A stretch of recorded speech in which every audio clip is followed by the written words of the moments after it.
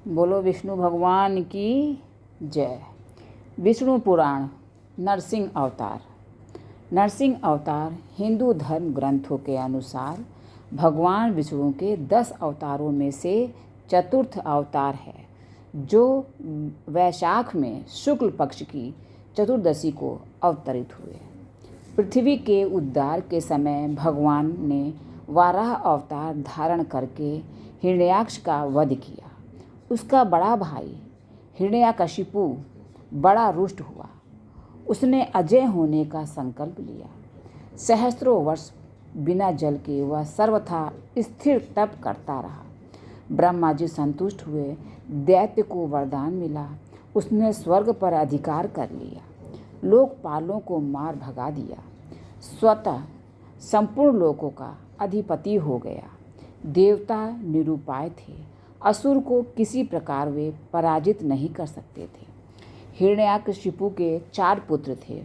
एक दिन सहज ही अपने चारों पुत्रों में सबसे छोटे प्रहलाद से पूछा, बेटा तुझे क्या अच्छा लगता है? प्रहलाद ने कहा, इन मिथ्या भोगों को छोड़कर वन में श्री हरि का भजन करना। ये सुनकर हिरण्याकशिपु बहुत क्रोधित हो गया। उसने कहा, इसे मार डालो, यह मेरे शत्रु का पक्षपाती है। असुरों ने आघात किया। भल फलक मुड़ गए, खड्ग टूट गया, त्रिशूल टेढ़े हो गए, पर वह कोमल शिशु अछत रहा। दैत्य चौका। प्रहलाद को विष दिया गया, पर वह जैसे अमृत हो। सर्प छोड़े गए उनके पास और वे फण उठाकर झूमने लगे। मत गजराज ने उठाकर उन्हें मस्तक पर रख लिया। पर्वत से नीचे फेंकने पर वे ऐसे उठ खड़े हुए जैसे सैया से उठे हों। समुद्र में पाषाण बांधकर डुबाने पर 2 क्षण पश्चात ऊपर आ गए। घोर चिता में उनको लपटे शीतल प्रतीत हुई। गुरुपुत्रों ने मंत्र बल से कृत्या राक्षसी उन्हें मारने के लिए उत्पन्न की तो वह गुरुपुत्रों को ही प्राणहीन कर गई। प्रहलाद ने प्रभु की प्रार्थना करके उन्हें जीवित किया। अंत में हिरण्याकशिपु ने प्रहलाद को बांध दिया और स्वयं खड्ग उठाया और कहा, तू किसके बल से मेरे अनादर पर तुला है? कहाँ है वह? प्रहलाद ने कहा, सर्वत्र, इस स्तंभ में भी। प्रहलाद के वाक्य के साथ दैत्य ने खंभे पर घूंसा मारा। वह और समस्त लोग चौंक गए। स्तंभ से बड़ी भयंकर गर्जना का शब्द हुआ। एक ही क्षण पश्चात दैत्य ने देखा, समस्त शरीर मनुष्य का और मुख सिंह का, बड़े बड़े नख एवं दांत, प्रज्वलित नेत्र, स्वर्णिम जटाएं, बड़ी भीषण आकृति खंभे से प्रकट हुई। दैत्य के अनुचर झपटे और मारे गए अथवा भाग गए। हिरण्याकशिपु को भगवान नरसिंह ने पकड़ लिया। मुझे ब्रह्मा जी ने वरदान दिया है। छटपटाते हुए दैत्य चिल्लाया, दिन में या रात में न मरूंगा। कोई देव, दैत्य, मानव, पशु मुझे न मार सकेगा। भवन में या बाहर मेरी मृत्यु न होगी। समस्त शस्त्र मुझ पर व्यर्थ सिद्ध होंगे। भूमि, जल, गगन, सर्वत्र मैं अवध्य हूँ। नरसिंह बोले, देख यह संध्या काल है। मुझे देख कि मैं कौन हूँ। यह द्वार की देहली, ये मेरे नख और यह मेरी जंघा पर पड़ा दो। अट्टहास करके भगवान ने नखों से उसके वक्ष को विदीर्ण कर डाला। वह उग्र रूप देखकर देवता डर गए। ब्रह्मा जी अवसन्न हो गए। महालक्ष्मी दूर से लौट आईं। पर प्रहलाद, वे तो प्रभु के वर प्राप्त पुत्र थे, उन्होंने स्तुति की। भगवान नरसिंह ने गोद में उठाकर उन्हें बैठा लिया और स्नेह करने लगे। बोलो विष्णु भगवान की जय। वामन अवतार। वामन अवतार हिंदू धर्म ग्रंथों के अनुसार भगवान विष्णु के 10 अवतारों में से 5वें अवतार हैं, जो भाद्रपद में शुक्ल पक्ष की द्वादशी को अवतरित हुए। आचार्य शुक्र ने अपनी संजीवनी विद्या से बलि तथा दूसरे असुरों को भी जीवित एवं स्वस्थ कर दिया था। राजा बलि ने आचार्य की कृपा से जीवन प्राप्त किया था। वे सच्चे हृदय से आचार्य की सेवा में लग गए। शुक्र आचार्य प्रसन्न हुए। उन्होंने यज्ञ कराया। अग्नि से दिव्य रथ, अक्षय त्रोण, अमेध कवच प्रकट हुए। आसुरी सेना अमरावती पर चढ़ दौड़ी। इंद्र ने देखते ही समझ लिया कि इस बार देवता इस सेना का सामना नहीं कर सकेंगे। बलि ब्रह्म तेज से पोषित थे। देवगुरु के आदेश से देवता स्वर्ग छोड़कर भाग गए। अमरधाम असुर राजधानी बना। शुक्राचार्य ने बलि का इंद्रत्व स्थिर करने के लिए अश्वमेघ यज्ञ कराना प्रारंभ किया। 100 अश्वमेघ करके बलि नियम सम्मत इंद्र बन जाएंगे, फिर उन्हें कौन हटा सकता है। यह देखकर देव माता अदिति अत्यंत दुखी थी। उन्होंने अपने पति महर्षि कश्यप से उन्होंने प्रार्थना की, महर्षि तो एक ही उपाय जानते हैं, भगवान की शरण आराधना। अदिति ने भगवान की आराधना की। प्रभु प्रकट हुए। अदिति को वरदान मिला। उन्हीं के गर्भ से भगवान प्रकट हुए। तत्काल वामन ब्रह्मचारी बन गए। महर्षि कश्यप ने ऋषियों के साथ उनका उपनयन संस्कार संपन्न किया। भगवान वामन पिता से आज्ञा लेकर बलि के यहाँ चले।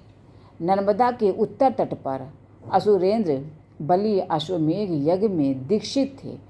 यह उनका अंतिम अश्वमेघ था।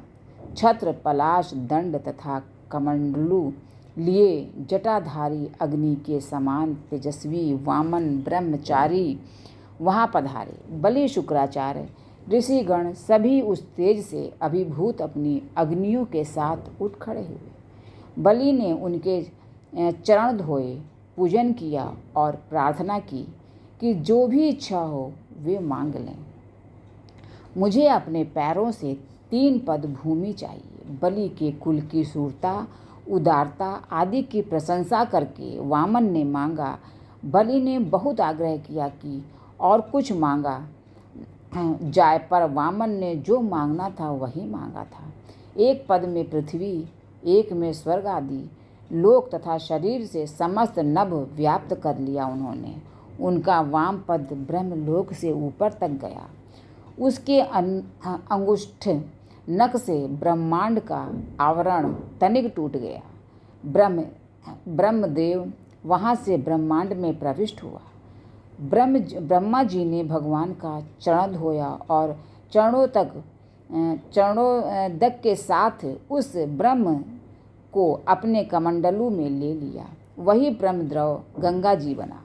तीसरा पद रखने को स्थान कहाँ है? भगवान ने बलि को नरक का भय दिखाया। संकल्प करके दान न करने पर तो नरक होगा, इसे मेरे मस्तक पर रख ले। बलि ने मस्तक झुकाया। प्रभु ने वहाँ चरण रखा। बलि गरुड़ द्वारा बांध लिए गए।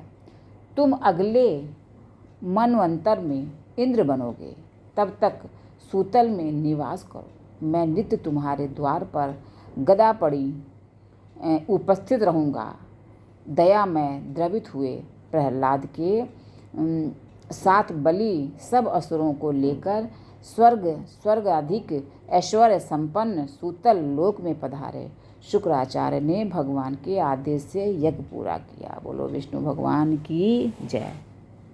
परशुराम अवतार।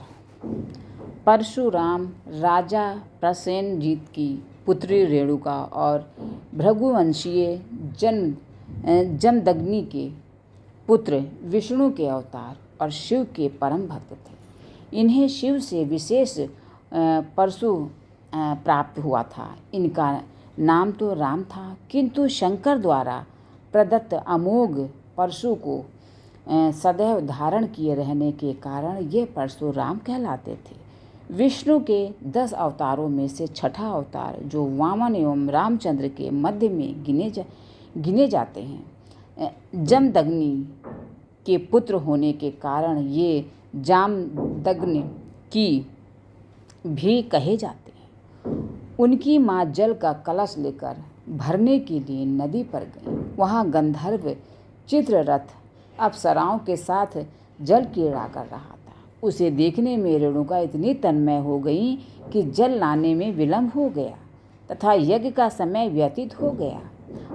उसकी मानसिक स्थिति समझकर परशुराम के पिता जमदग्नि ने क्रोध के आवेश में अपने चारों पुत्रों को उसका वध करने के लिए कहा। परशुराम के अतिरिक्त कोई भी तैयार न हुआ। अतः जमदग्नि ने सबको संज्ञाहीन कर दिया। परशुराम ने पिता की आज्ञा मानकर माता का शीश काट डाला। पिता ने प्रसन्न होकर वर मांगने को कहा तो उन्होंने 4 वरदान मांगे। माँ पुनर्जीवित हो जाए, उन्हें मरने की स्मृति न रहे, भाई चेतना युक्त हो जाएं और मैं परमायु हूँ। जमदग्नि ने उन्हें चारों वरदान दे दिए। दुर्वासा की भांति परशुराम भी अपने क्रोधी स्वभाव के लिए विख्यात हैं। एक बार कार्तवीर ने परशुराम की अनुपस्थिति में आश्रम उजाड़ डाला था, जिससे परशुराम ने क्रोधित हो उसकी सहस्त्र भुजाओं को काट डाला। कार्तवीर के संबंधियों ने प्रतिशोध की भावना से जमदग्नि का वध कर दिया। इस पर परशुराम ने 21 बार पृथ्वी को क्षत्रिय विहीन कर दिया। हर बार हताहत क्षत्रियों की पत्नियां जीवित रहीं और नई पीढ़ी को जन्म दिया और 5 झीलों को रक्त से भर दिया। अंत में पितरों की आकाशवाणी सुनकर उन्होंने क्षत्रियों से युद्ध करना छोड़कर तपस्या की और ध्यान लगाया। राम अवतार में रामचंद्र द्वारा शिव का धनुष तोड़ने पर ये क्रुद्ध होकर आए थे। इन्होंने परीक्षा के लिए उनका धनुष रामचंद्र को दिया। जब राम ने धनुष चढ़ा दिया तो परशुराम समझ गए कि रामचंद्र विष्णु के अवतार हैं, इसलिए उनकी वंदना करके वे तपस्या करने चले गए। बोलो विष्णु भगवान की जय।